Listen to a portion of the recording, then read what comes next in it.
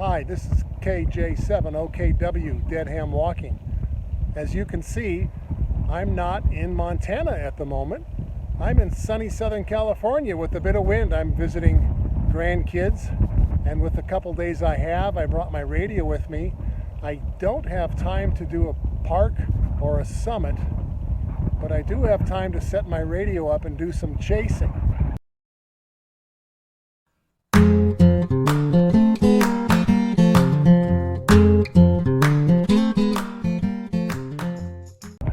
So I'm on top of a hill, about 2,100 feet elevation.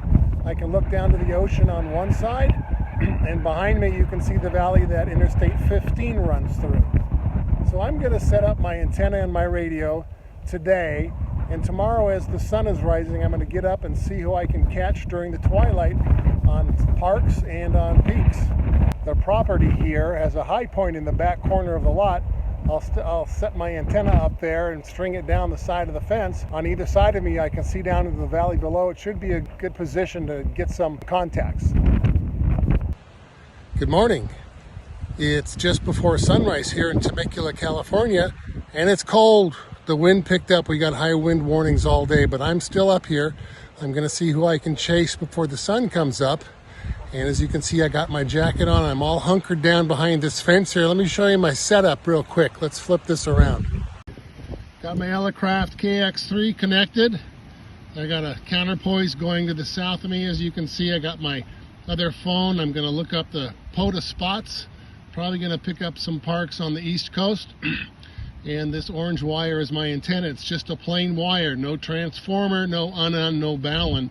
The wire goes up to this little pole here, about 4 feet off the ground. It might be hard to see, and way at the top of the hill is my 20-foot collapsible fishing pole with the end of the wire up there. This is the kit I always take with me on SOTA and POTA peaks, and let's get on the air, see who we can find. I'd just like to give you an idea of where I was positioned today. I was in grid square DM 13IN, and a lot of hams live in that area. This is from QRZ.com, and as we back out of the grid, you can get a better idea where it was. There's Temecula down there, Highway 15 to the east of me, and we're back out a little further. We can see I wasn't too far from the ocean. San Clemente's just down the hills a bit. I could see a bit of the ocean, not too much, and don't need that. And as we back out even further, you can see to the east I had Palm Springs and all the mountains around that, and I had a good view of all sorts of peaks on the east side of me. Well, so far after half an hour, I'm getting nothing but Japanese stations and those bootleg radio stations. Hard to get the East Coast. I'm hearing some parks on the air, but with just 15 watts, they can't hear me. So I'm going to go in and have some coffee, and I'll look for spots during the day. I'm going to leave my setup here all day. Probably get better luck this evening as the sun goes down and it's darker on the East Coast. So, be with you in a bit. Here's a screenshot of the app I use to find spots on summits on the air. It's called SOTA Goat. It's on the App Store. You got to pay a few bucks for it.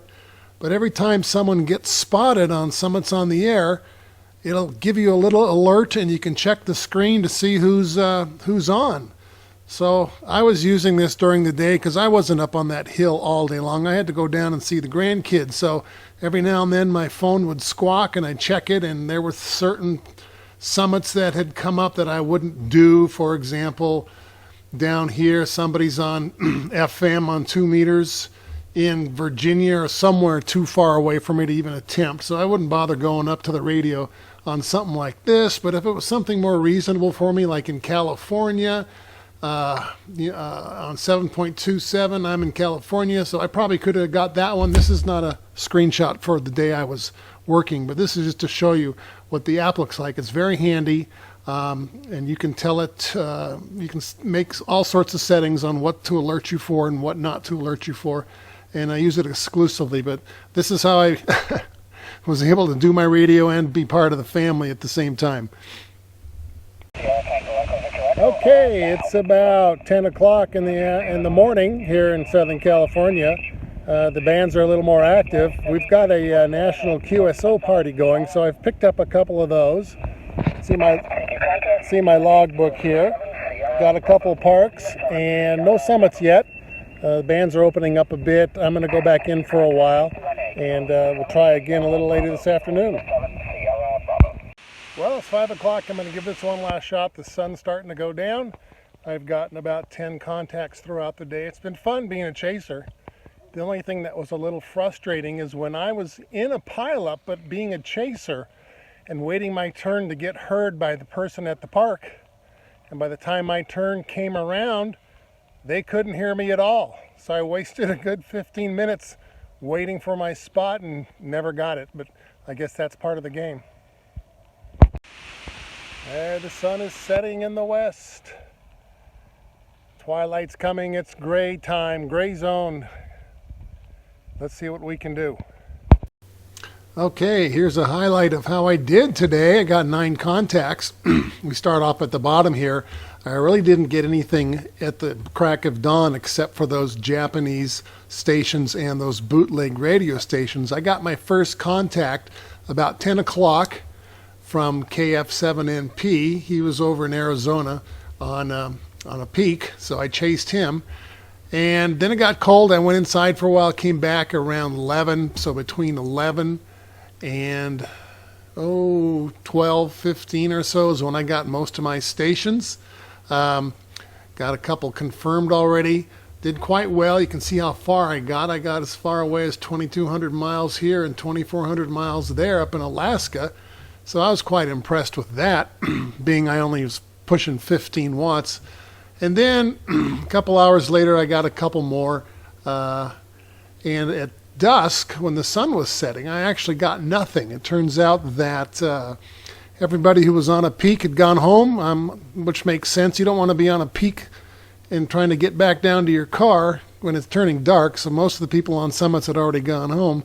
And all the parks had pretty much shut down, so I could hear a lot of things, but there was no parks or peaks to chase when it turned to be sunset. So in all, a good day. I was really happy with how I did. Hey, if you liked what you saw here today, please like and subscribe. Thanks again.